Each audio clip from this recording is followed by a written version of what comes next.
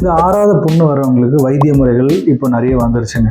முன்னாடிலாம் தெரியாமல் இருந்தது. இப்போ வந்து நிறைய வைத்திய முறைகள் டெக்னாலஜி வளர்ந்துருச்சு, அட்வான்ஸ்மெண்ட் வந்ததில் வந்துருச்சு. பட் இதில் ரொம்ப முக்கியமான உணவு பழக்கங்களில் என்ன பண்ணணும் அப்படின்றது எல்லாருக்குமே ஒரு கேள்வி இருக்குது. ஏன்னா கரெக்டான உணவு பழக்கங்கள் இருந்ததுன்னா உங்களோட புண்ணு வந்து ஆறுறது வந்து ரொம்ப ஃபாஸ்ட்டாக இருக்கும்.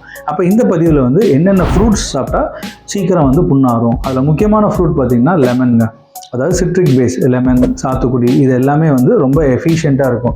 இதில் முக்கியமானதுன்னா நீங்கள் லெமன் ஜூஸ் குடிக்கிறதோட லெமன் பல்ப்பாக சாப்பிட்றது பெட்டர். லைக் அதை வந்து ப்ரிசர்வேட்டிவாக யூஸ் பண்ணுறதோ இல்லை சாத்துக்குடி ஜூஸ் குடிக்காமல் சாத்துக்குடி பல்ப்பாக சாப்பிட்றதோ எஃபெக்டிவாக இருக்கும். ஏன்னா அதில் நார் சத்து அதில் இருக்கும். நீங்கள் ஜூஸ் குடிக்கும்போது என்னென்னா விட்டமின்ஸ் மட்டும் தான் போகும், நார் சத்து வராது.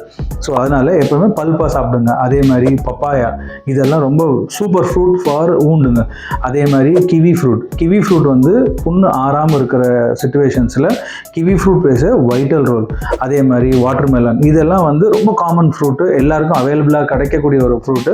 ஆனால் ஆறாத புண்ணு இருக்கிற பேஷண்ட்ஸுக்கு அது அவங்களுக்கு வரப்பிரசாதங்க. இந்த 4 ஃப்ரூட்டுமே ரொம்ப பெனிஃபிட்டாக ரிசல்ட் கொடுக்கும் wound healing ட்ரீட்மெண்ட்டில். சாப்பிடக்கூடாத ஃபுட் வந்து மைதா ஐட்டம்ங்க. Anything formed and derivative of maida சாப்பிடாமல் இருக்கட்டும். இதை மாதிரி பண்ணிங்கன்னா உங்கள் புண்ணு வந்து சீக்கிரம் ஆகும், உங்களோட wound healing ப்ராசஸும் ஃபாஸ்ட்டாக இருக்கும். தேங்க்யூ.